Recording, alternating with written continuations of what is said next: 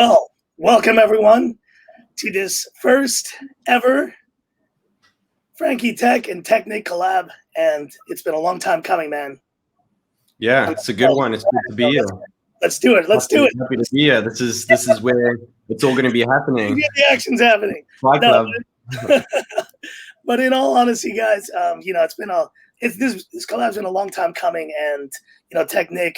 Let's do some intros here real quick for these guys. Darren, Mitch Vicente, welcome, and we got a lot of people jumping in here from Philippines. I'm sure you got a lot of audience from the Philippines.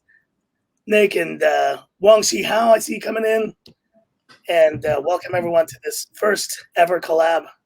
Thanks for joining us. Yeah, man. Thanks for joining.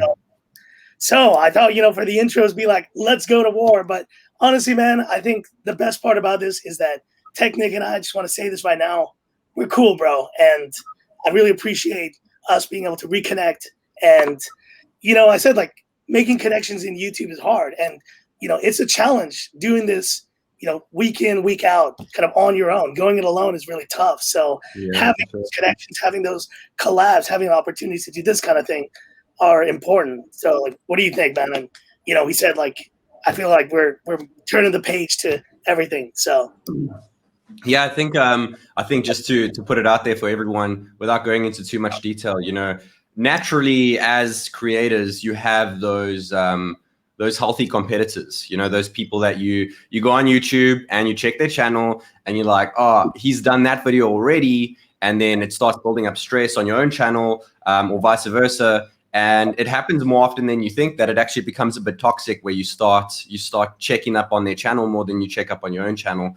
And I think it's like that with a lot of things in life. So I think it was healthy competition at the start, and then it became a little toxic between us, but not even intentionally. It was just, built up within our own heads. So there was just a natural little clash between us. And then Frankie reached out about a week or two ago, and we just started talking, and I was like, you know what, it doesn't even matter, water under the bridge. I think that's some of the best reasons for being a man, to be honest. I mean, no offense to any women out there, but it's so easy for friends as guys. Like, even when I was just a kid growing up, a kid will pick you in the shin and you'll just be like, you know what, bro, let's just go have fun and play with our toys. It doesn't matter. Who cares? The past is the past. The future is coming, and exciting times. And we are excited to do this more often. So we're definitely keen to get it going. It's just getting started, man. Just getting started. And no, like you said, bro, water under the bridge. I'm so happy that we're here now with this awesome audience to do this. And,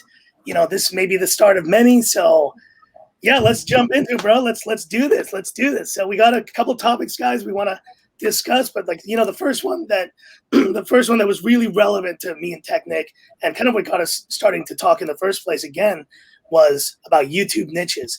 This idea that we have other things that we're interested in, and yet, when you're doing a channel like mobile tech and stuff, it's hard to do, like, pivot to another topic. And so my question to you, TechNick, is like, what do you think of YouTube niches? And do you think we can do on our main channel things that, we have interest in other things? Or do you think it makes sense to start a new channel to cover that kind of topic? So this is definitely the main question. But before we get into that, Frankie, you still have that comment at the bottom of our screen. So it's been there for a while. Okay, let's take it down, shall we? Let's see, how do I do that? Thanks for that one, Yasha. Yeah. All right. Yeah, so appreciate that. YouTube niches. I think it's a tough pill to swallow for creators and for viewers, because, of course, viewers, if you're looking from a viewer standpoint, and obviously before we became creators, we were viewers, we were commenters, we were on a whole bunch of other, and we still are. We still watch channels for certain reasons. And I think from a viewer's perspective, you need YouTube niches, or just niches in general, because I'm going to follow that person for that reason. And if he starts or she starts to create different content, and that's not the reason I started watching his or her videos at the start, I may possibly unsubscribe. I might possibly be less engaged. I've always said to some people, like, viewers don't necessarily unsubscribe.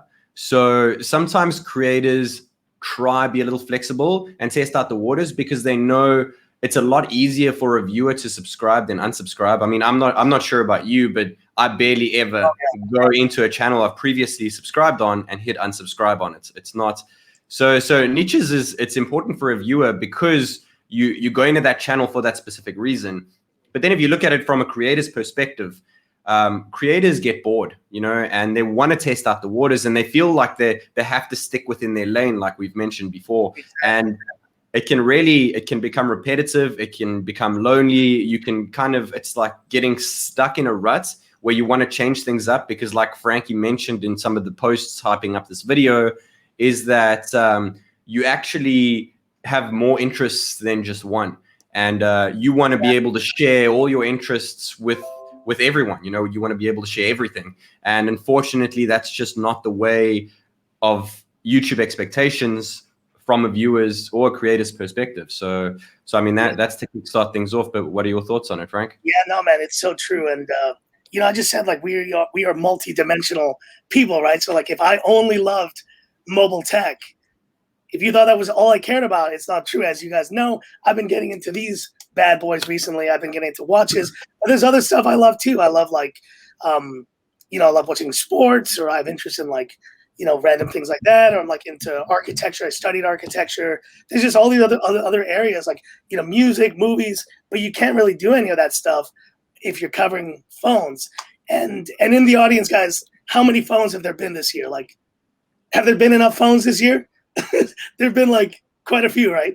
And so I think it's the whole idea of like the repetitive, just like going in and out every week of like covering a new mobile tech product. It does get a bit tiring. And I mean, TechNick, you have been so consistent in the sense of like still being able to cover all of these releases. It's pretty incredible. But like, I'm sure even eventually for you wanted to try doing other things. I know you mentioned like gaming, you're like into skating, stuff you used to do. To be able to do that on your main channel, it's a challenge. Yeah, for sure. And I mean, I know that you've been speaking to me recently, even just a personal chat between Frankie and I, because since we've decided to become closer, like collaboration friends on YouTube, we've actually been chatting on a more personal basis as well, and Frankie said to me, I've had a huge interest in watches, and I'm not sure how my audience is going to take it. And I was like, at least it's not completely off tech. It is slightly tech related. Sure. But he's talking about Rolexes and Casio and stuff. And, it's hard because you shouldn't even have to think like that. You shouldn't be in the position where you're like, oh, I love watches, but I'm not sure I should cover them on my channel, not because of me, but because of my subscribers. And I think YouTubers constantly always have to think about that kind of thing because they're so worried about their channel. Because at the end of the day, people forget that creators like us solely rely on YouTube for income, and a lot of creators, it's their full-time gig, it's their full-time job. So when you're deciding to change things up on your channel, it's like deciding to do something 100% different in your permanent job that your boss is either going to like or not like, and more often than not, he's not gonna flow with it unless you make sense of it. So I think if YouTube could be broader and there was less niches, it could be more enjoyable. I feel like if it's not YouTube, then it could be a different platform, possibly where it's more focused on a personality than the niche.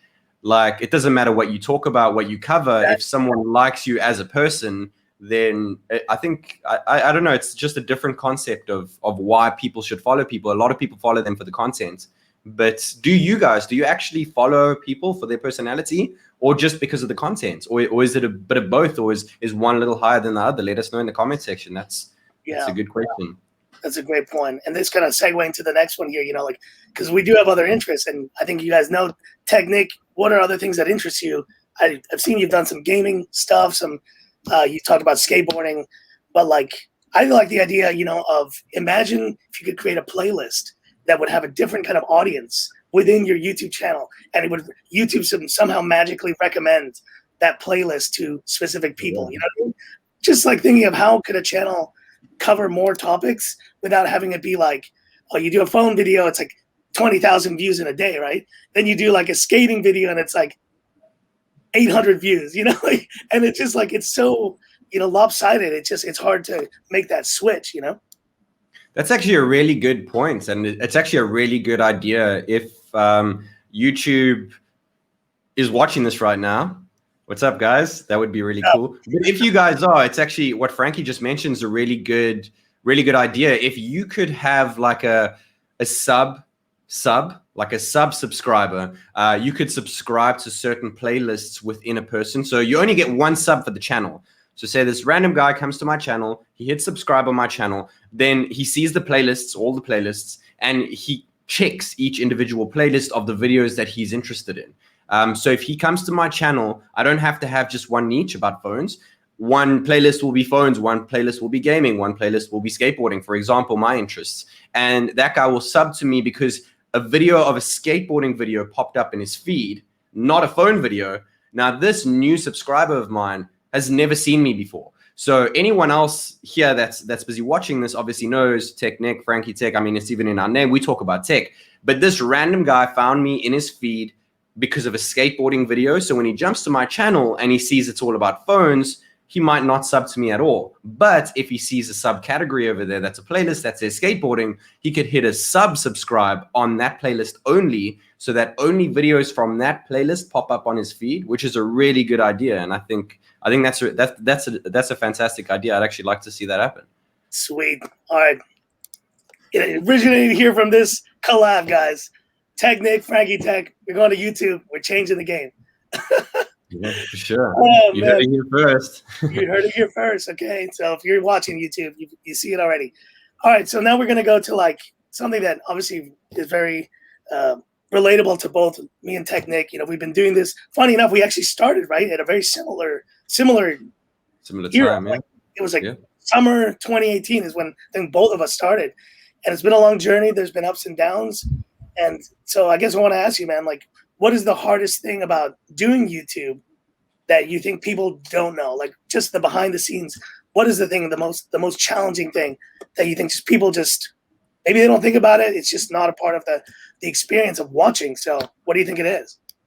So I think that the hardest thing about doing YouTube is, for me, is probably the pressure that people don't actually understand how much pressure there is, especially for tech YouTubers. You know, like Frankie, he was going through a slump as well because of the pandemic, and he couldn't get his hands on Chinese phones. He's told me so many times, and it frustrates you because it's actually out of your control. You have no control over the situation, and the pressure starts building up. So it starts, you know, hitting home. It hits your heart, and you know, you care about your community, you care about your subscribers, and you want to do the best that you can for the content that they have come to watch. So when you're under pressure to give your community what they want, and you can't follow through with that, I think that's the hardest thing when it comes to YouTube in general, because it's, I don't know, it's tough to just keep up with the times. Every day you're recording something. One of the biggest challenges for me is whenever you're focusing on one video, at the back of your head, you're thinking about the next 6, because you can never just, you know, everyone's always like, yeah, let's focus on the present. Let's focus on right now. Don't think about the past. Don't think about the future. That is impossible for a content creator. You always have to be thinking about what's next. What am I going to be doing in 2 hours? What am I going to be doing tomorrow morning, tomorrow afternoon, tomorrow evening? I still remember when I first started chatting with Frankie, and even up until last year, I think he's only recently started slowing down because honestly, the tech game is just so tough. But he would be posting like 2 or 3 videos a day. I mean, that's got to be tough. That is, I mean, oh my gosh, I don't even know what the hell I was thinking, man. To be honest, I couldn't imagine that. Yeah. Oh yeah, no, you that's such a great point. Like the feeling of like, what do I do next? And I call it the itch, but then if you don't scratch the itch, it eventually becomes anxiety, right? It starts becoming like, oh my gosh, I haven't posted something, or I don't know what I'm going to do next, or oh, this phone isn't available, hasn't arrived, or it's delayed. You know, I'm sure like, and you're maybe experiencing something like that. He's like, I need to push this out, and you want to push content out, and you have a schedule of what you want to do, but then the reality sets in of what actually happens, and trying to work around that can be very stressful as well. Yeah, for sure. I mean, definitely. It's also why content creators try and release something almost like a preview video. Like Frankie also, he does a lot of history tech videos. because it's also pressurizing having to be the first one. So if you're not the first one, or if you are the first one, no matter what, you need to get that video on the phone you just got your hands on out as fast as possible. So you can't exactly, spend 5 days playing around with it, editing it to get your first video out, because by the time you do that, and unfortunately this is how the tech game works, the hype for the phone is dead. So it's a really tough one, because especially in the cell phone industry, people are only really interested in phones, at least Chinese phones, for like 3 days. And if you don't hit that gap, then you don't get the views, and you'll end up wasting your money on picking up a phone that you were personally excited for. And then it kind of puts a damper on you, unless, like people will talk about the latest Samsung Galaxy S series lineup or Note series lineup or iPhone for like a whole year. But if it's a Redmi or a Realme or a Xiaomi, the hype is just so small. And if you miss that gap, then, then you've lost the views that you put in so much effort for. So it's good to get those preview videos out so that you can relieve yourself of the pressure. That's why recently I've been doing the initial reviews as well, because I would just go ahead and do my full review. But, having that pressure of doing a video that actually takes a week to put together in a day or two, it's a lot of work, and it messes with you mentally as well. So it's good to get something out quick so that you can step back, take your time with something before posting it. Hopefully still getting your hardcore subscribers to watch it. Yeah. And, that's funny. That's why that's the origination of street tech. And I've been on like Anytime, Anywhere, Frankie Street Tech, and like I do street tech anywhere, right? But it's normally in like the first 5 minutes of unboxing the phone and like sharing the initial experiences. Originally was like so excited just to do it, but eventually it became something like, oh, it's a place to just put something out there, relieve the pressure, and then I can go 2 days later, do the more in-depth, like, 24, 48-hour full video. And those street tech videos have helped a lot, just relieving that pressure. But at the same time, they've become kind of just one of my iconic types of videos. I just do it in a phone booth or on a boat, or in like, want to do it like at top of the mountain next time. So like, but it does help to just get something out there, like you said, TechNick, and like just be able to relieve that pressure that it's all a timing game. It's all a timing game, guys, in covering phones. Really is. Yeah. And it actually sucks that you talk about relieving pressure, and I mentioned it as well.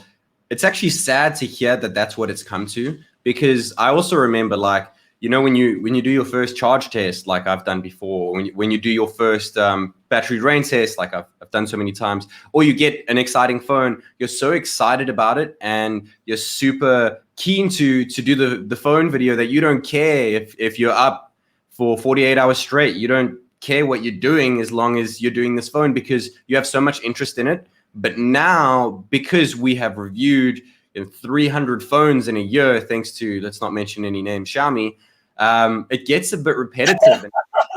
It gets a bit boring, and then you have to relieve the pressure. And it's not about the excitement anymore. It's just about, let me do this so that I can get it done, instead of in the past, let me do this because I want to do it, And it's sad to see that, because we're both still really interested in phones, and we're really interested in tech, but these phone companies are making it really hard for content creators like us to actually be excited about phones anymore, because they're just releasing 20 phones that have like the smallest difference between them. And you have to cover them because of people that want to watch the videos like you guys. So we do it mainly for you guys. There's half the phones I do on my channel I actually don't want to do reviews on, but I do it because I love my community. I love my subscribers. And I think Frankie's the same. He just, bites down, puts out a video because he wants to give his community a reason to still watch and to still enjoy the channel. It's not only about what we like, it's about what you guys like too. That's so true, man. And it's a challenge to, obviously, especially with all the phone releases. You got like, I didn't realize, because I just covered this new Poco X3 GT. Everyone's like, that phone was already released. It was the Redmi Note 10 Pro 5G in China. Like, didn't you know? It's like, oh my God, but it's like, when would I notice like these releases, different variants, different countries, and that you probably could run into this too, TechNick. It's like, do I cover the China variant? Like, it's just released here, but then, all of a sudden the global unit's like being sent over soon. Like, it's hard to decide like what to spend your time on. And the non-stop releases, different variants for different regions, it just makes it even more complicated to also even know what to recommend to people. They're like, oh, I want to buy the Redmi Note 10 Pro 5G. Like, should I wait or wait for the global version? Or does this phone suck? Or do I go for something else? It's hard because there's just so many and the difference is so small. It's ridiculous, You don't know what to do, what to recommend, really. Yeah, it's a tough one, especially with the different variants. And not mentioning any names again, Xiaomi is literally the owner of all of this. Xiaomi's starting trends, and as much as the company is amazing, they're setting a standard that if other companies don't follow suit, they'll fall behind. And Xiaomi is the reason for all the phone releases, because in the last couple of years they've been releasing a lot of phones, but last year and this year I don't think I think they released more phones this year and the end of last year than they had in the whole history of the company combined. So other companies have to try keep up, and it is a marketing thing. It is to target the consumer, even if they're only changing things a slight bit, but they don't realize how heavy they're hitting home with content creators as well. And that's why when we work with companies, like obviously Frankie gets sent phones from certain companies, and I do too. And then there's some phones that we still have to buy. We actually have to pull money out of pocket from our earnings on a phone that we didn't want to review to buy another phone that we don't want to review, just so that we can get the video out for you guys. So it's a twisted one, and you have to cover these phones. It sucks. I mean, if it were up to me, I would choose one phone out of the Xiaomi lineup for like 3 months, and then I would just take that one phone and focus just on that phone. But that's just not how it works. People will get bored of seeing the same phone over and over. But at the same time, when you show 5 different phones, then they are the same phones, but people that are watching know that they have a different name. But to you, you're like, this is the same phone, this is the same phone. But other people that are watching it, it's not, it's different. So, exactly. It's so true. And there's great segue to the next kind of question here, which is like, so many phone releases, so much stuff. Like, what kind of tech now are you most excited about? Because it is hard with so many Xiaomi releases. I guess we can talk about what are the phones that we have been excited about. I think there's no doubt, if you've been watching my channel, that this, for me, has been probably one of the best, most exciting phones released this year. And Xiaomi, for all the phones they have released, they do some really great stuff, but they also have some that are just so just overkill, right? So TechNick, what is the upcoming tech that you're most excited about? Or we do like a year in review here, like what phones have you been most excited about? And do you feel that there's some that have been stale? We've kind of talked about that already with Xiaomi, and which companies do you think are doing it right versus the ones that are maybe need some improvement? Yeah, for sure. And on that topic, I think it's actually really good. It could be a future broadcast, a future collab between you and I again, about just this topic alone, are phones getting boring? Because I think that's a really big topic to cover. Because there's chipsets, obviously there's camera modules, there's waterproofing, there's curved displays, there's resolution of displays, there's refresh rates, and obviously it's so hard for me to say what phones are exciting, because it will be so different on a phone that you think is exciting. I mean, it might be similar for you and I, Frank, but for people watching, it might be different. Because I've asked a bunch of people, like, I'm a resolution guy. I would rather have a higher resolution than a higher refresh rate. I don't need 165 hertz refresh rates. If I have anything over 60, like 90 hertz, I'm perfect, as long as I have, a WQHD plus panel. Like, that matters more to me. But a lot of people will say, you know what, it's all right, I just need an HD panel, 720p, I'm good to go, but I want 165 hertz. And some people will be like, yeah, I want 120 watt charging, but I don't care if the battery is 2000 milliamps. And other people will say, I need a 10,000 milliamp hour battery phone, even if it takes 10 years to charge. So different aspects of phones excite people for different reasons. So it's really hard to say what excites you. I mean, if I had to personally go on the phone of the year for me so far, it might be a bit, hypocritical for people that review tech, because you go with like the underdogs, like Xiaomi and stuff. But the S21 Ultra has been my daily driver since it came out, and I think it's been the best phone of the year all around. As much as I love the Mi 11 Ultra, I still think Xiaomi has a long way to go in terms of software. So software is the biggest gripe for me at the moment. And honestly, right now, the most exciting thing that is happening in the smartphones is the possibility of the change up of the Android ecosystem, because the only real thing that there is left to improve when it comes to the current line of generation of smartphones is software. They've forgotten about software. All these companies are just focusing on, can we take the best pictures, the best video, the smoothest screen? But at the moment, software has taken a huge back seat in the past years, and I'm excited to see it improve.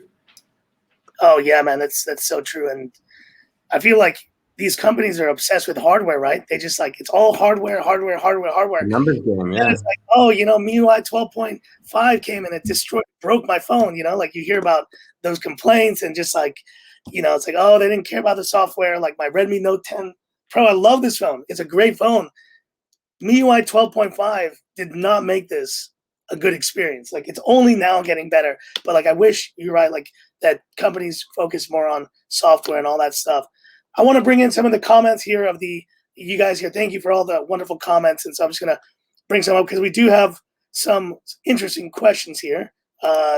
So what do you guys do with the devices after you review them? Do you sell them? And I think I can definitely respond to that. Absolutely. Because, here's the deal. Like if you're covering, certain phones, of course, there's some that you will love and some that you'll just keep, right? But in the case of like what Nick was talking about, the phones that you don't really want to cover, but you feel the need to do that for your audience, maybe after a week or two, maybe a month, it's time to move on. And so we do, at least I definitely will sell off phones. What about you, man? Yeah, for sure. I mean, of course, you get sent a certain amount of phones from companies. And as much as you don't want to say it, like they sent me this phone for free, I should keep it or I should do a giveaway. But at the end of the day, when your main income is just YouTube earnings through AdSense, sometimes you just need that little boost of selling a phone, even if you've been sent it for free, because you actually struggle as a content creator. So many people will be like, yeah, you must be rolling, you must be super rich as a content creator. But at the end of the day, I think it's harder work for the same money I could do in any other job. People think YouTube is an easy gig, and I thought it would be, but it's a lot harder than you expect. So you unfortunately have to sell phones, even if, I would love to keep all the phones, but the only way I can buy the next phone to put on my channel to please you guys is if I sell the other phone. A lot of people will say to me, oh, why didn't you include this phone? Or why didn't you include this phone? I'm not going to comment every time and say, oh, I sold it, I don't have it anymore. But that's what it is. If I'm not making videos about a phone anymore, it's because I don't have it in my house anymore. It's gone. It must be harder for you, man, with your your big charging tests and with the other stuff. Like people are like, yeah, please include the S20, the S20 Ultra, include the Pixel 4 and the 5. It's like, you're like, dude, I sold those like 2 years ago. Like I can't. Yeah, they're all the old phones. It's like, bro, can you do like every S20, like S10, S10 Plus? Like, can you do like a Samsung charging test like with all the last 4 years? Like, sorry, like they've been gone for like 2 years. Yeah, and I think the thing is also with Chinese phones, because phones like Xiaomi release phones so often, it actually kind of kills the hype. Like there's been a lot of talk about hype from proper creators like Aaron from Mr. Who's the Boss and, MKBHD. A lot of people have always spoken about hype, and it's a really big thing. I mean, OnePlus literally drove their name into the ground because of hype. And the way that they changed their company style. So with Xiaomi, they build up a little bit of hype, but they kind of kill their own hype by releasing so many phones. As a consumer, you're waiting for a phone to release, and it releases, and you get that phone as soon as you can. And then like 1 week later, there's another phone, and you're like, damn, did I make the wrong decision?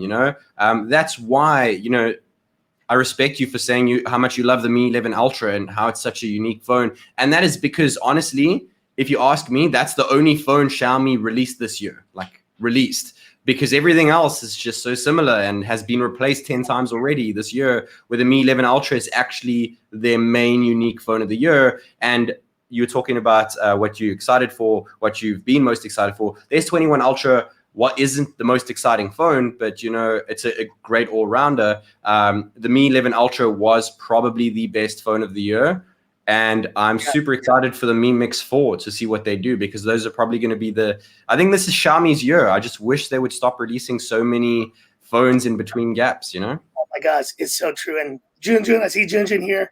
We're pretty much answering this question right now. What is your main daily driver? And I tell you, yeah, like the Mi 11 Ultra. Now, I will admit, I think you guys might know this already, but yes, there is a 12 Pro Max that is typically near or around my pocket most of the time, because I carry two phones. I'm kind of one of those guys, and I do have like the Android side, I do have the iPhone. I can just type faster on iPhones. I don't know if you're the same, man, but like those are my daily drivers. S21 Ultra. I tell you, man, there's probably no other phone I regret selling more this year than the S21 Ultra. It was such a terrific phone, but really it was because of what you said earlier, like to fund the next phones and to kind of get more traction into that, you need to make sacrifices. I wish I could have kept it. It's the one phone that if things were to change in the future, I mean, now it's probably too late, but like I would love to buy that back because it's such a great phone. Yeah, I mean, it's going to get replaced soon as well. But you see, another thing is with selling phones as well. My daily driver, by the way, is the S21 Ultra. If you didn't pick up on that earlier, anyone watching right now, I only use one phone as my daily. I know a lot of content creators use two. Some people use three. Most content creators that are in the tech game and they cover phones, like other YouTubers I mentioned earlier, they always keep around an iPhone. And I've actually dug into this a bit, and it's because with an iPhone, when you use things like Instagram or Twitter and you use the inbuilt camera function on an Android to send a photo to your story or a video, it's always bad quality on an Android. You know, you have to first go into your actual camera app, do a recording or take some photos, and then you have to go into the respective app like Twitter to make the story from that, which is a bit of a pain. With an iPhone, when you do a story or you go live, it's like full quality of what you would see within the camera app because of Apple's software. It's not because, all these apps prefer Apple or iOS. It's just because iOS is so well optimized that there's no drawbacks. And that's why a lot of people use iPhones. I have an iPhone 12 Pro Max. Unfortunately, as much as I'd love to sell it so that I could fund new phones, there are certain phones you just can't sell because it's always good. It's like a benchmark, You use the one benchmark, like Antutu. You keep Antutu on all phones to run through the benchmark so that you can compare them. Sometimes it's good to have a benchmark phone. So if you put a S21 Ultra, most people are going to say S21 Ultra verse, and that phone will most likely be iPhone 12 Pro Max. Yep. The new Sony Xperia 1 Mark III verse. If you put verse on YouTube, the next phone that pops up will be iPhone 12 Pro Max. So it's good to have a phone that you can bench things to. And it's the same with Samsung's best phones and Xiaomi's best phones. But it's not the same for other phones. Xiaomi's smaller phones or Realme's phones, we sell them quicker because people probably forget that they even exist. So there's no point of keeping them if they're not going to boost your views, And I think phones that are flagship phones, proper flagship phones like Samsung's and iPhones and Xiaomi's flagship phones, those are the ones you have to keep because people always want to see other phones compared to the best phones of the year. It's so true, man. And, funny enough, like my one video that finally made it to 1 million views, man, like it was like long time coming. I never had that happen, bro. And like, I know you have quite a few videos that have done above and beyond, man. So congrats for that. But like the one video that did it was the 11 Ultra versus iPhone 12 Pro Max camera test. And I just thought how funny that my biggest video of all time has the iPhone in the video. And you're so right. Like when you think of versus, what's the other phone that's going to be there? Yeah. It's that iPhone, right? And it's just like such a go-to thing like that people just do. And I guess I did it too, and it worked out. So yeah, it's so true, man. I put this up here, Darren. I think it's a great, question. And, as it relates to iPhone, that's a big reason why I also use the iPhone quite a lot. The software, like you're talking about, the in-camera experience. But in terms of Android, let's see, TechNick, which Android skins do you prefer? All right, so just on those three that he threw up there, MIUI, ColorOS, and One UI, I'm going to have to say definitely not MIUI because half the time it's buggy and you guys don't see things behind the scenes. As a reviewer, You have to set up phones. Every time we get a new phone, we don't just get the phone. We have to personalize it. You know, we have to throw wallpapers up there. We have to get apps on there. We have to make it our own phone as if we were using it for the past year, just so that we can share the info with you guys. So not even recording, just filming or prepping before we start filming, we have to set up phones, and you really start to dig deep into software.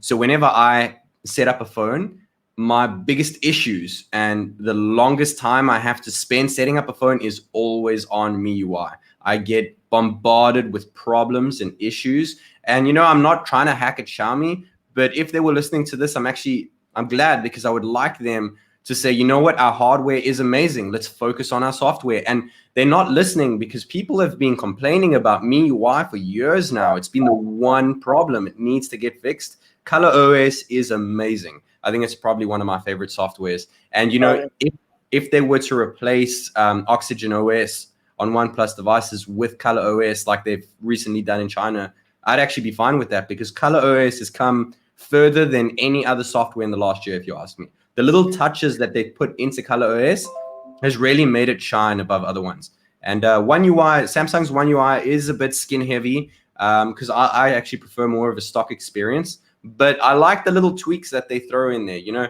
it would actually be cool if you could kind of customize your own software. You know, when you first turn on your phone, it shows you like a list of things, like a long list. I'm saying 200 items that you can check or uncheck that will be in your phone or not, depending on how much bloat you want.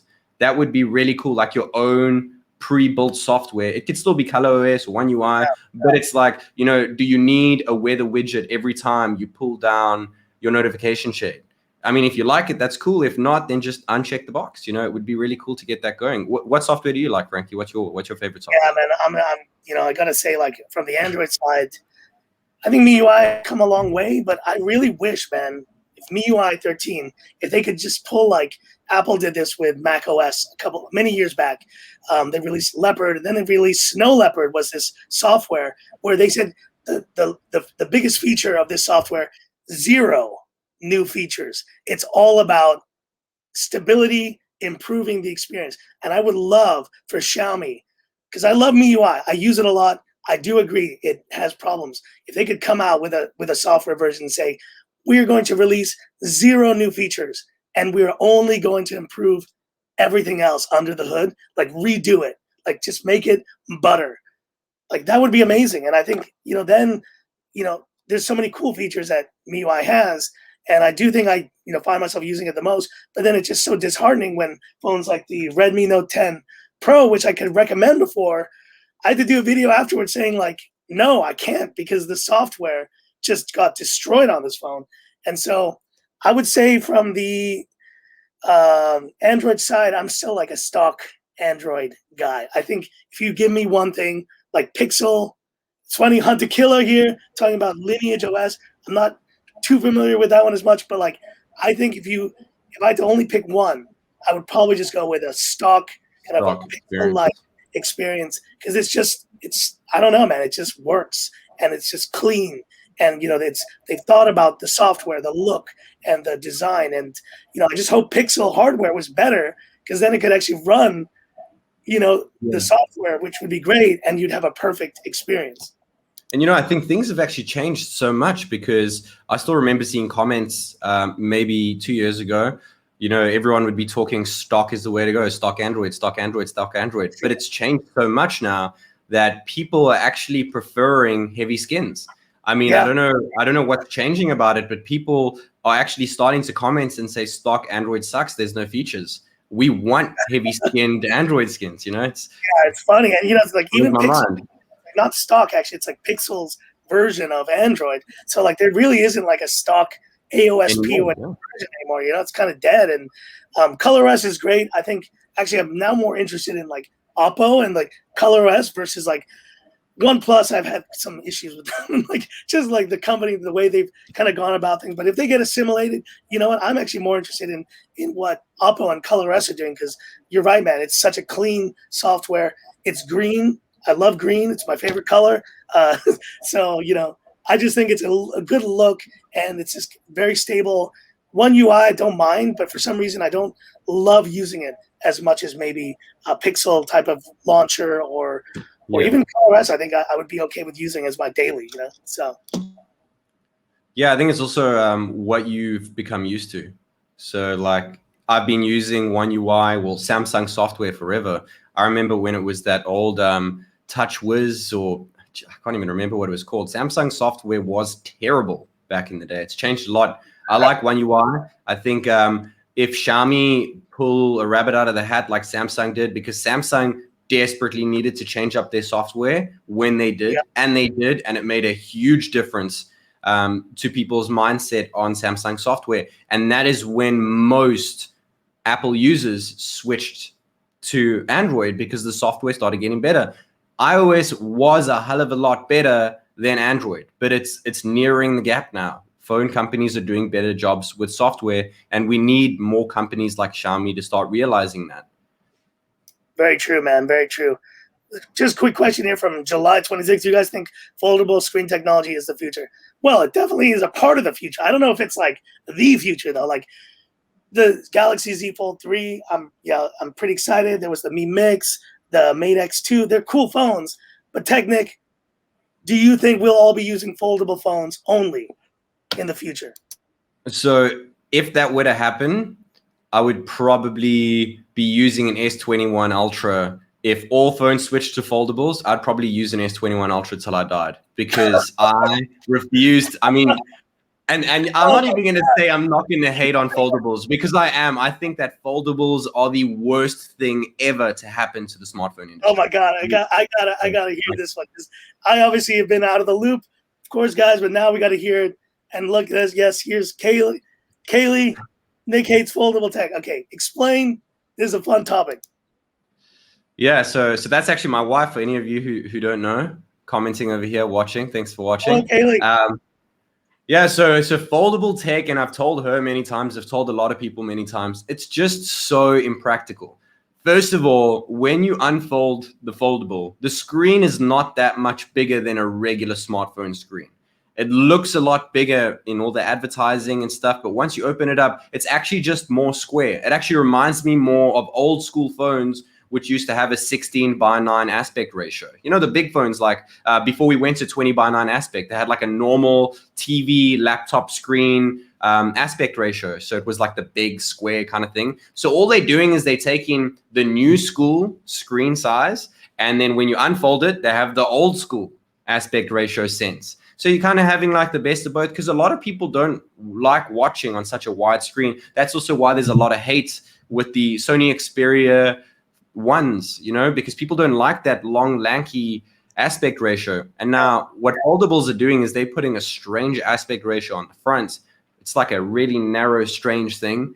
And the biggest gripe for me is that it's double as thick. And when that phone is in your pocket and it bulges out like that, I would rather have an iPad in my backpack and a phone in my pocket and use the iPad when I need it. Because honestly, when you're on the go and when you're doing things, are you really gonna, unfold your phone and start using it that way? I think you will, because it's just so terrible when it's closed. I mean, let's be honest. There's no good foldable phone that is actually worth using when the fold is closed. It's all about being open. So it's just, I just think it's the worst part of smartphone. It's definitely like a work in progress. I would agree. It's like, it's not there yet. And they're just too heavy, man, too. They're just like heavy bricks. Like they're almost as heavy as this new, you could tell that I was sent, this massive thing. But it's like, the point is like a phone has to be comfortable to use every day. And every time I bought the Z Fold 2, I bought the Fold before that, I would use them for like a month. I love them. And then eventually I was just like, using the front display a lot. The front display sucks. This sucks. I'm moving on. So that was kind of the way it went. And, it's cool. And I like love the innovation and everything. But, the internal displays, right, they're like not ready yet. Like you could pierce them easily, like the bend. The creases as well. Yeah. You start seeing the crease. It gets worse over time. It's terrible. These are not ready like for prime time yet. And I don't know if they ever will be, but the point is it's innovation. And I guess we have another question about like rollables. Maybe that could be a form factor. Definitely I think it's more interested in rollables. Yeah. Yeah. It's definitely something that could be more interesting. And so that's a very good topic. We're going to jump to the next one now. We cover China tech, as we know. And TechNick, you're in China, you're covering tech. So I'm going to ask, man, what is life like in China covering tech? Because I'm in Hong Kong, similar kind of experience, but like, what is that experience like? And obviously there's pros and cons to being in China covering tech, but then there's a lot in between. So what can you talk about that? Yeah, so number one thing, biggest pro for living in China mainland is that I can walk down the streets and pick up a phone the minute it releases. So it's really easy to get your hands on the latest phones that come out. Sometimes I'll get a phone and people will be like, well, this is only supposed to release next month, but not in China, but no one knows about that. You really have to dig through research in order to do it. And a lot of the research that I do on Chinese phones is actually on Chinese sites and on Chinese sales sites where you can purchase the phones so that they're ready. Because if you go online, a lot of dates don't actually point to the Chinese date. You actually have to dig deeper within, and you get phones really quick. So I think the biggest pro is that it's so easy to gain access with Chinese phones. But the biggest gripe with living in mainland China is, for those of you who don't know, there's, the Great Wall of China, and that means no Google. So being a content creator for a platform made by Google, which is YouTube, having to use VPNs, and every time I get a phone and there's no Google services on, you turn on the phone and you start praying, God, please let Google Play services work on this phone, because if they don't, then you're going to be battling for the next 10 hours trying to get them on there, so that, because your whole community is, your community uses Google. My biggest community are Indians and people from the States and the UK, and all these people use Google. Yeah, Indians. Yeah, for sure, guys. I have a lot of good friends back in South Africa that are also Indians, and one of my favorite foods are curry. So yeah, definitely pro India. Oh yes, dude. We'll talk about Indian food someday. I love that stuff so much. But yeah, no, it's such a great point, man. That there's the pros of even being in Hong Kong, and when the borders are not closed forever, it was easy because they would literally, a phone would arrive in Shenzhen, and if you guys don't know, Shenzhen is the factory of the phone world. It's the Silicon Valley of China, factory, right? And going to the phone malls, and then the guys will pick them up, and I could typically get a day one China release later that evening, because it's an hour. It's literally in 1 hour to the border to mainland China. Now, of course, because of the challenges of COVID and all that, it's gotten harder. But either way, it's still super convenient. And in terms of options, in terms of the pricing, I feel bad for all the guys in Europe who are 20% VAT. I feel bad for all my reviewer buddies in Europe. They just they struggle because you want to get a phone, you want to get the new China release, and it's a great phone, and you're gonna have to pay a pretty hefty price to do that, right? So I think that is definitely the pros of being here. But then obviously the cons, like you said, well, I mean, Nick, you're in China without the Google support. I mean, I think that's probably the hardest part, man. And dealing with GMS, can it get on the phone? Do I have to find this workaround? And then the guys tell me oh, don't mention this to anyone. It's illegal. Don't tell them about how you put Google on this phone. It's just crazy workarounds to try to do that, because in the grand scheme of things, most of our audience does use Google. And if there's no Google on a phone, for Huawei, for example, it's tough, man. It's tough to even for me to do a review of it, because I use a lot of those things. You can sideload apps and stuff, of course, but this segues to, this is a good question actually. If Huawei still has Google service, do you think they already take over Samsung at this moment? That's a very interesting hypothetical. TechNick, what do you think? So I'm a huge Samsung fan. I'm not gonna lie, I'm a fanboy. I'm biased towards Samsung. Not in my videos though. I always try be unbiased when it comes to videos comparing it. But I do love Samsung phones, so it's really hard for me to say that, yes, I do think Huawei would take over Samsung, because they do take better quality images. At one point, I thought that their software was better. Their designs of their phones were outstanding, and they still are with the new ones, with the new P50 lineup coming out. It's really sad to see how something so stupid can just smack down a company so quickly. And I think Huawei is one of the biggest companies in the world, not even just in smartphones, just in general. They are a huge, massive company. If you've seen their headquarters one of the biggest in the world. They have one of the highest employment rates ever. They employ so many people. I think right there on top of the line with Apple, with how many people they employ and how huge their headquarters are. They're a huge company. And I think that if they weren't to take over Samsung with Google services, they definitely deserve to, because they are a really hardworking company. And I really feel for them at this point in time in the last year or so, because it's tough. It's a struggle. Yeah, man. And, I just did a quick reaction video yesterday when I heard that this P50 Pro is not going to be able to get 5G because of the chipsets, because they basically, it just sucks. I was so excited about this phone. I was ready to be like, I'm going to work around the lack of GMS. Like I'm getting into Huawei again. Like, and then it's like no 5G. And I'm just like, it's not a deal breaker. I could still, use the phone and stuff. Yeah. But like 5G is pretty rolled out here. And I just feel bad for them because it's like the P40 Pro, Mate 40 Pro, they all had 5G. Now, not because they couldn't technically do it, right? That they cannot include those Qualcomm, 5G modems in the phone because of the stupid ban that they're kind of left out now. And it's just like another thing that they have to deal with. It's just I just felt bad for it. It's like, it's so unfortunate, man.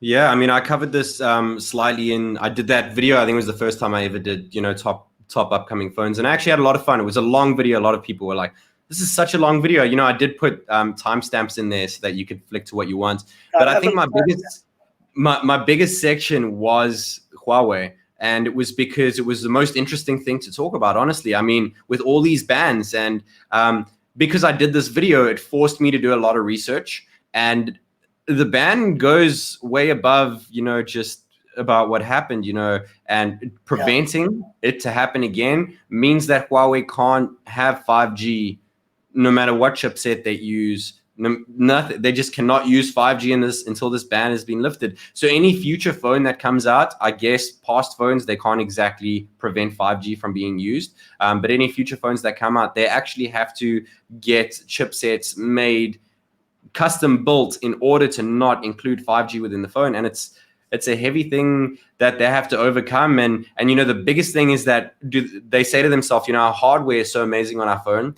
So do we charge the same price, slightly lower because there's no 5G? Do we make it a really cheap phone, like take out some of the hardware just so that people are more interested in it? Because at the moment, 4G phones that are releasing are not flagship phones. And now Huawei are charging heavy, expensive prices for their new lineup with no 5G. So now it's not even just, they don't have Google, but they have this, and this. So I will pay the premium price tag. Now it's like they don't have Google and they don't have 5G. It's really hard to justify the rest of the hardware. So yeah, man, it's just like one more knock after another, man. And I don't even want to think about like what the next thing will be that they can't do, because they were making amazing phones, man. It's really, really tough. So guys, we're going to be slowly wrapping up here, but we got a few last sections here we want to cover.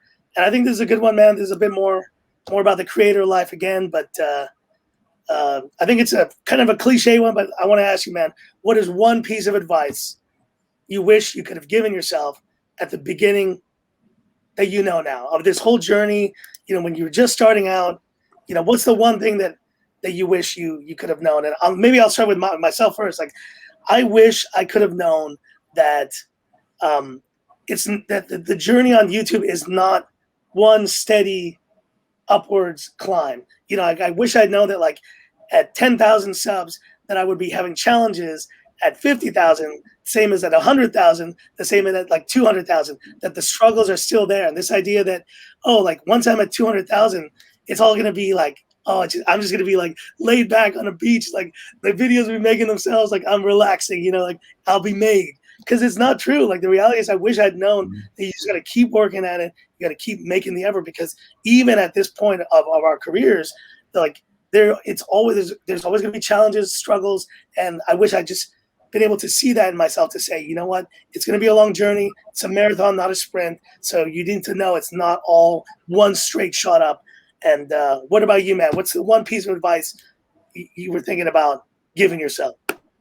Yeah, I think for sure what you were mentioning is a very valid point. A lot of people think once I hit that milestone, I'm set, I'm famous, everyone bow down to me, you know. And I think a lot of people have that because you work so hard to get there. You kind of have this expectation that you'll be set up for life once you hit that, whether it's 100 or 200,000 or 1 million subs. But the reality is that if you don't keep working at it after that, then that's where you'll stay. And that's the hardest thing, because once you reach a milestone, you can't even sit back, relax, and celebrate for more than a minute, because you need to be working on the next thing whilst your channel is going to be at a stalemate. And you have to keep pushing, because it's always, once you get to 100, you enjoy it for a minute and you're like, now I want 200. You enjoy it for a minute. You're like, I want 1 million. You know, I want 500,000. I want 1 million. Then I want 10 million. You always need more on YouTube, where it actually stops becoming about the money. But for me, if I could have gone back in time and given myself advice, it would have definitely been the balance of life. YouTube consumes you like nothing else. You eat, you sleep, you drink smartphones or whatever your niche is on YouTube. It becomes so bad that your social aspect, your social life, you know, you stop socializing with friends, you stop going out, you stop doing your general hobbies, you stop going outside, you're sitting down all day, every day. If it's not doing research, it's looking at a phone. And then when you do go outside, it's to take photos using that phone. So you don't even enjoy just going outside and enjoying being out. So I think my biggest advice to anyone that starts a channel now, or even for me, if I start up a new channel, exciting things, I am excited to do some new stuff with YouTube, not even on my existing channel, but on a new one, is balance your life before you get going. Realize what you need to balance. Family is still the most important key. You know, you still have to, if whatever time you're putting into YouTube, make sure you're putting that exact same amount of time into everything else in your life. Because if you don't, it will mentally mess you up. Yeah, for sure. It's a long journey, and it's advice, man.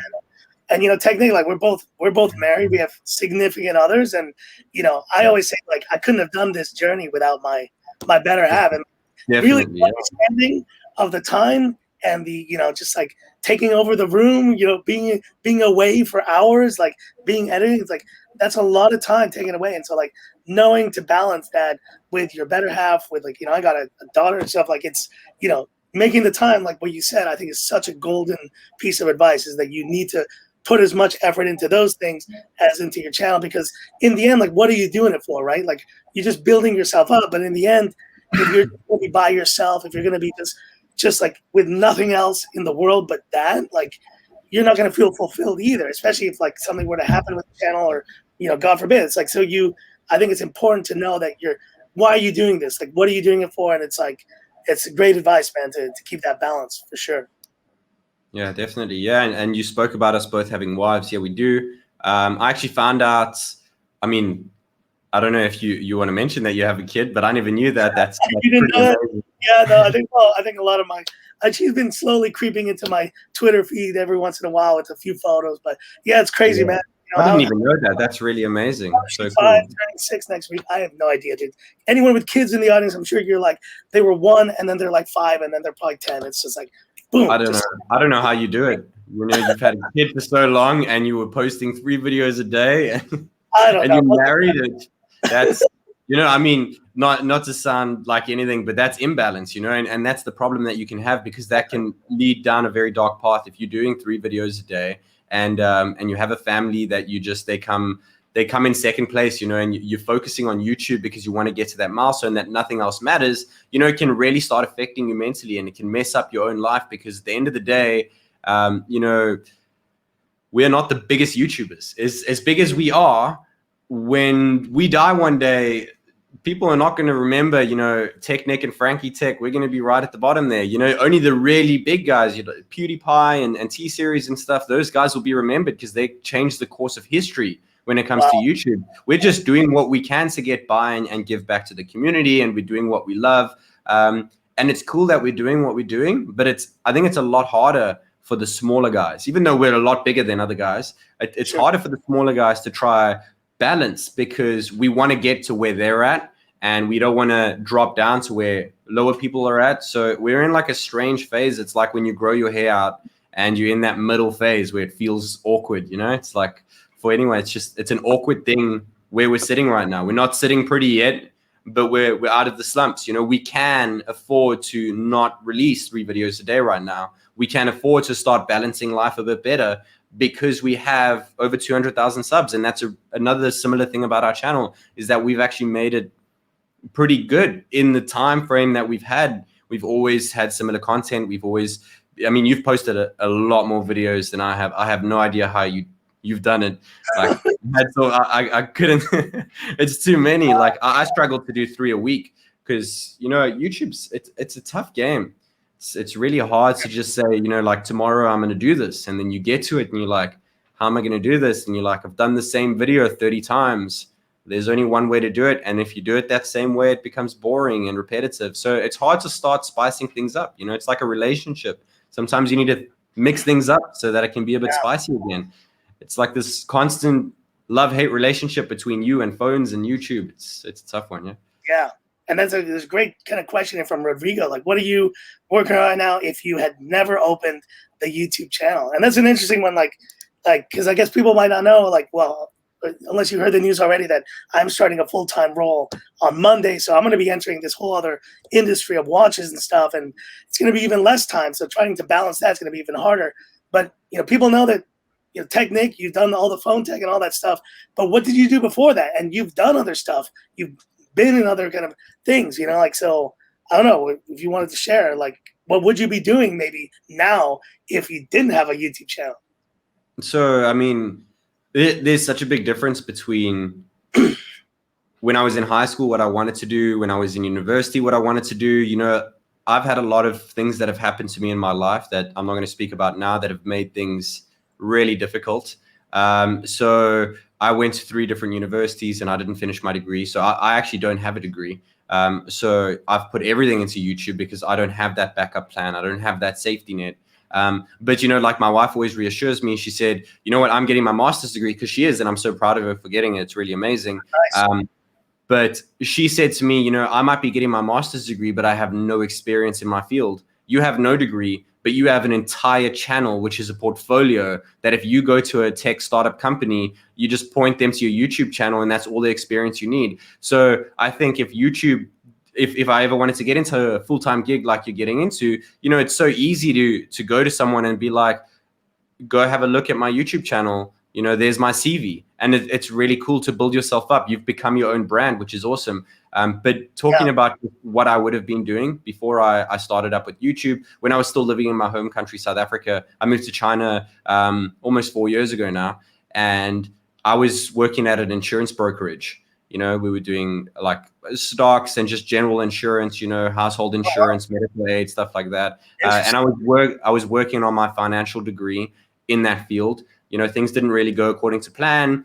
And I stopped that job, stopped that degree, and flew to China. That was the last thing I was doing before I came here. So I guess if YouTube didn't happen, I don't know if I would still be doing that, because it didn't exactly make me happy. But I might have been in that, because just like so many other people out there, a lot of people are stuck in jobs that they don't necessarily like, you know? If only the world was that flexible place where everyone could afford to do what they love, no matter the pay. And that's the sad thing about the reality that we live in. It is a sad reality. It's funny, though, talking about, like, you know, it's amazing to hear also you did insurance, because I actually started when I moved to Hong Kong, man. I was in medical insurance broker. So we can chat about that some other time. But yeah, no, like, to be able to do a job and like and have it be in your passion or something you're interested in is very hard to do. You know, it's very hard to come by. And most people are in jobs that they just don't really have as much of a passion for, right? But like, I think your point of like using your channel as your CV, man, it is so true, because the role I'm leaving now is I was working for a tech startup and it was part-time. The only reason why I got that job, man, was because of the channel. Like, so there will be opportunities that may open up to you, man, and like it will be because of what you have built up over the last 3 years. And ultimately that's the real success of doing YouTube, I think. Is like, in the end, like, yeah, we want to build up our channels, and that's great, but like, you have a portfolio of what you've done already, and that is your career. It's like your CV. People will see that, and people will respect that. And if anything, they might just be like, oh my God, like, this guy's amazing. Can you come and help us out? Like, even a consultancy status, or like, or help us grow our channel, or have any ideas. Like, all these different things could happen because of what you built up. And I think that's the beauty of it too. It's not just to think that like, you know, you haven't done anything, or that like you do each video. Yes, YouTube is where we live, but people see that. Other industries, other companies will see your efforts, and you know, they may be very interested in what you can offer, you know, at some point. So no, it's exciting, man. Yeah, it is exciting for sure. I mean, one last thing I want to say about that is that if I were to be doing anything I would want to do right now, and I probably will do it, is graphic design and animation, because I've always wanted to do that since I was a kid. So I think I'm going to try get a course under my belt and start doing, maybe I'll post some YouTube videos about different animated things and experimenting with animation. I think, I mean, I'll try and make it tech related, you know, maybe I'll do an animation of us walking down the street in Hong Kong with a Xiaomi Mi 11 Ultra and an S21. So I'd like to do that. I also want to get into film. I want to start doing film in a more professional way, and I want to learn more. I mean, I edit a lot, but there's always more aspects to editing. So I think I might land up doing a course on editing. And you know, even if I'll probably still do, as a YouTuber, you just know YouTube will be in your blood until the day you die, and it will be, even if it's not our full-time gig, we're still going to be posting videos about phones when we're 90 years old. So, but if YouTube is not my main gig, I'll definitely be using YouTube as a foundation for everything else I do from now until the day I die, because it is who we are. It's what has made us. It's the reason for where we are right now. You probably wouldn't be so interested in something else like watches or trying to do this full-time gig if it wasn't for YouTube. So everything happens for a reason, you know. You have to go through certain things to get to other places. And sometimes you got to bite the bullet and do something you don't want to do, so that later on you can do something that you absolutely love. So you got to just keep at it. Like you say, just keep swimming, huh? Just keep swimming, baby. Yes. I think that was the first time we were in touch, and I said just keep swimming. So it's and there's a perfect segue here, man, to the end of this this show. But we're gonna do a fun thing here, because we did promise a battle. We did promise a battle, but we're gonna do this. It's gonna be kind of a grab bag of questions. And audience, if you're in the audience, we're gonna need your help here. So basically, what we're gonna do, we're gonna just throw some random questions out. TechNick, you'll respond. I will respond, and then the audience will vote. And how do you vote? You just write in your answer, which answer you prefer, and that'll be it. And you'll get some points here. It's going to be a little battle, TechNick versus Frankie Tech. Here we go. First question, favorite ice cream flavor? Favorite ice cream flavor, chocolate. Off the tip of my tongue. Yeah, and you? Mint chocolate chip. Mint chocolate chip. All right. Mint. You know, I'm going to hate you a bit for that one, because mint and chocolate together. I would have said strawberry, but, you know, I really do. I think mint chocolate chip is the one. So, audience, if you want to chime in, which of those do you prefer? Plain chocolate. Plain chocolate's the best, guys. Oh, chocolate. Okay, we got the vote for chocolate there. Oh, damn. Okay. Okay, there's one for mint chocolate chip. There we go. This is exciting. Okay. Oh, damn. 2-1 chocolate. Okay. So it looks like chocolate is the preferred choice here. But if you haven't tried mint chocolate chip, it's a good one. I'm just going to say 1-0. 1-0. Damn. All right. Here we go. Favorite TV show? TechNick on the spot, or if you want, I can go first to make it. All right, you go first. You go first this time, yeah. Favorite TV show ever? Oh, this is a tough one. I'm going to say Breaking Bad. Breaking Bad for me is just one of the most amazing shows. I don't know if you guys have seen it. Terrific show. This one's a tie. This one's a tie. Breaking Bad's my number one. Really? Oh, wow. There you go, man. You learned something new. But if Game of Thrones ended better, it would have been number one. But it didn't. Oh, yes. The ending of Breaking Bad was just the perfect ending to any show ever. If you haven't seen Breaking Bad and you are over the age of 18, you should definitely check it out. Yes, definitely, man. That is definitely one of those over 18. But yeah, you're right. One of the greatest endings of probably the greatest show of all time. So, amazing. All right, favorite movie or movie series? TechNick, go for it. Favorite movie, The Wolf of Wall Street. All right. Favorite movie, Wolf of Wall Street. That's a damn good one. I'm going to say my favorite movie, I was between these two. but I'm just gonna go with the one that like more recently it's like an iconic '80s film. Back to the Future is my favorite movie of all time. You've won this one. You just won 1-1. Are you sure? Everyone will vote Back to the Future. There we go. I mean, look, I was between Star Wars, A New Hope, Back to the Future. Yeah. I also love like Jurassic Park. I'm like a big Steven Spielberg. Yeah, I like all kinds of movies. I even dig animations, obviously. Oh, animation. Nice. Awesome. Yeah. All right, this is going to be a fun one. Favorite game. Right. Video game or board game or any game. I mean, let's keep it to, since we're like, we're tech, let's keep it to like, PC or console game, something like that. Like what would we say is like your favorite game? Well, let's make it even more relevant. Your favorite game right now, or the favorite game that you're into? Because it's a tough question. So go for it. All right. So there's so many different genres. I'd probably say multiplayer. It's a toss up between Rocket League. A lot of people don't enjoy Rocket League. It's just so much fun. Where you have to kick the soccer ball into the goal with a car. If you don't know about that one, and then Call of Duty for multiplayer. Story wise, old school The Witcher 3, really good game, and the GTA series. So Grand Theft Auto. Selection, man.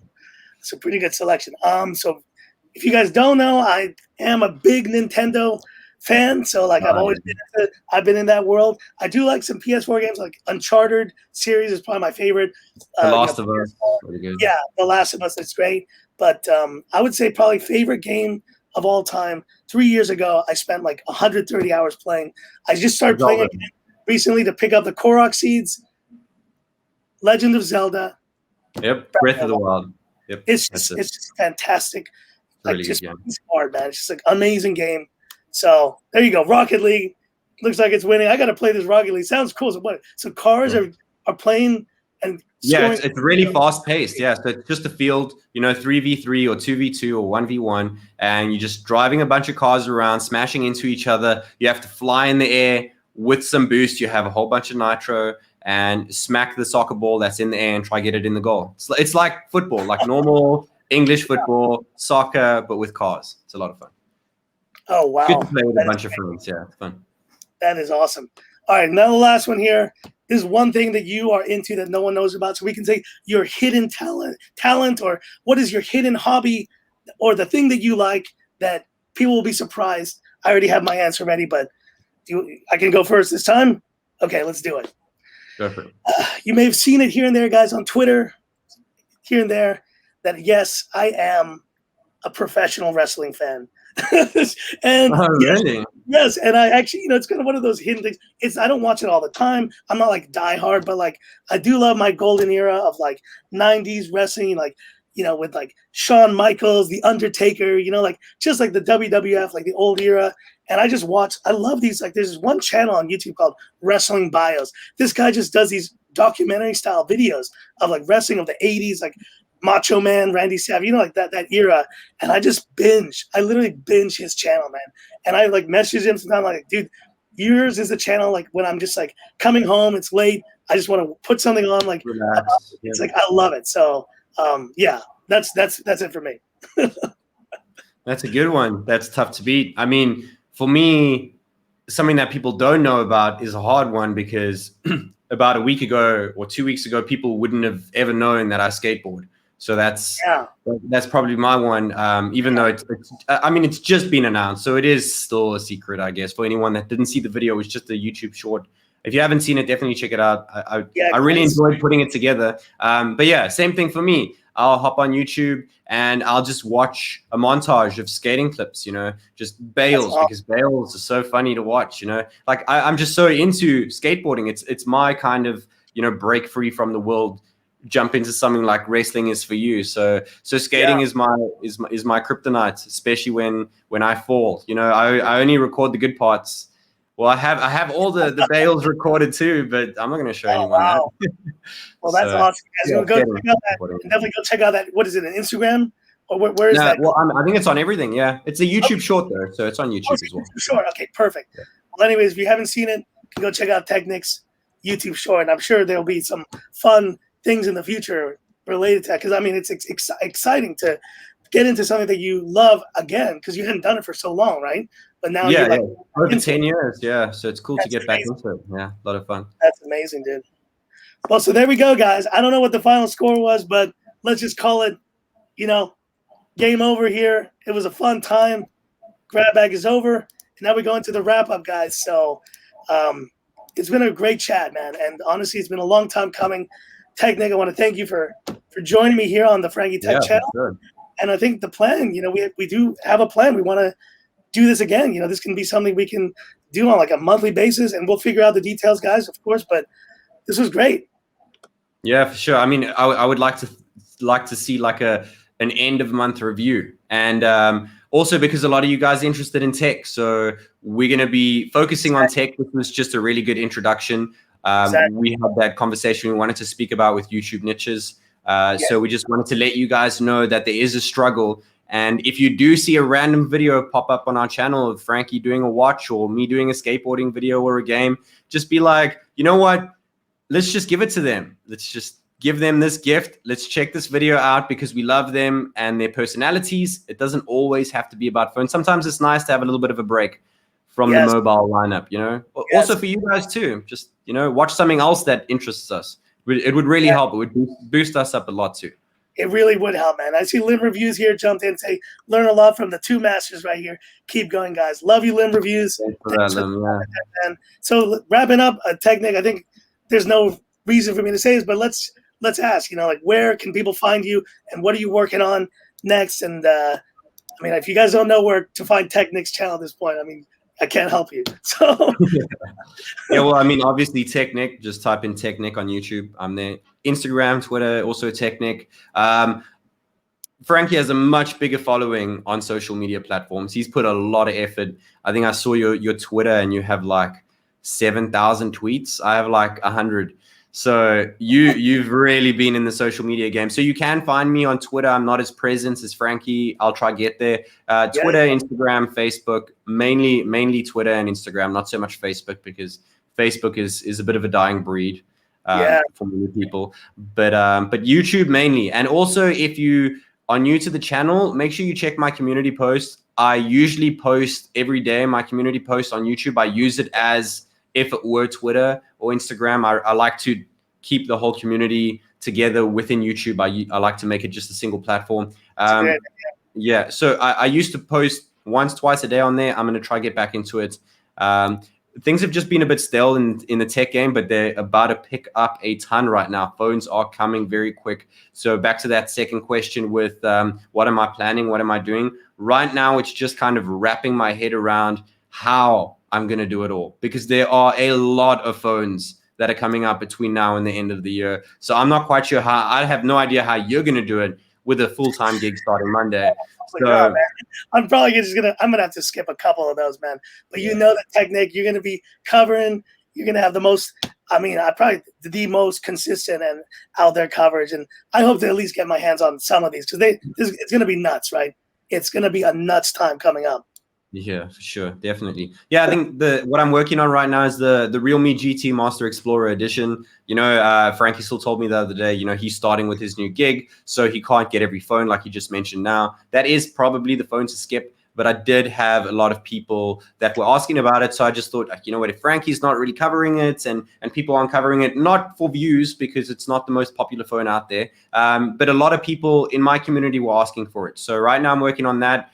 It's probably, like we mentioned at the start of the video, one of those phones I will get rid of relatively quickly after I'm done reviewing it. But a lot of people ask for a full review. So I'm going to give you guys the full scoop on that. Video should be out on Monday. And then I have another phone that I can't mention that will be announced on Thursday. So super excited for that one too. So next week is going to be 2 full reviews. So that's what I'm working on in the very foreseeable future. Yeah. That's and you, Frankie, awesome.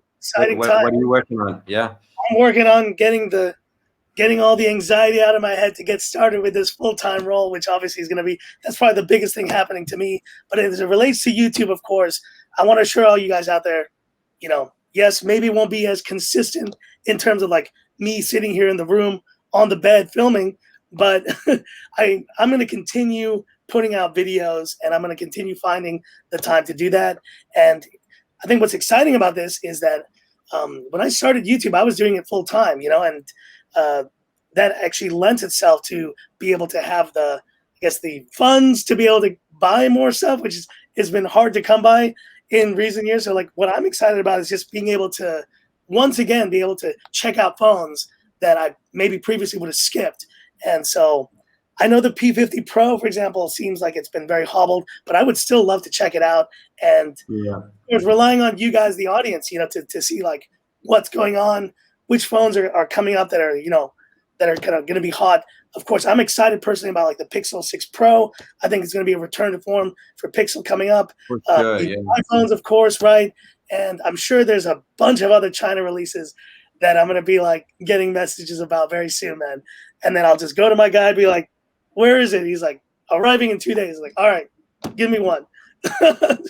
And then review. So yeah, there will still be phone reviews. There will still be tech on Frankie Tech. I'm not giving up. Like I said, it's my baby.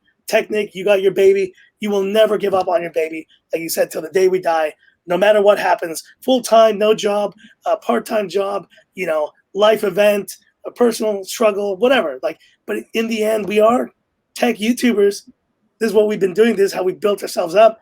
And so always going to be a lot of great tech coming on this channel. YouTube.com/Frankie Tech, as you know, and on Twitter and TechNick. I challenge you, man. Get on Twitter, man, because we got some great communities there, and we are jumping into that more.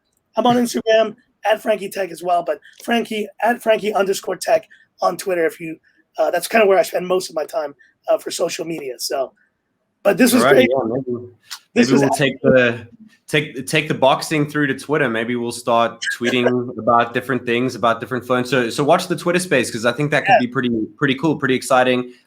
If I'll throw up my opinion about a phone, and then I'll tag Frankie in it. Maybe we can get a little thing rolling with you guys as well, if you are interested in just chatting about a new phone that's coming up. For example, the Huawei. I did put a poll on my community post within YouTube. Make sure you go cast your votes whether I should, or anyone, just like Frankie was wondering, should get the P50 Pro, even though there's no 5G.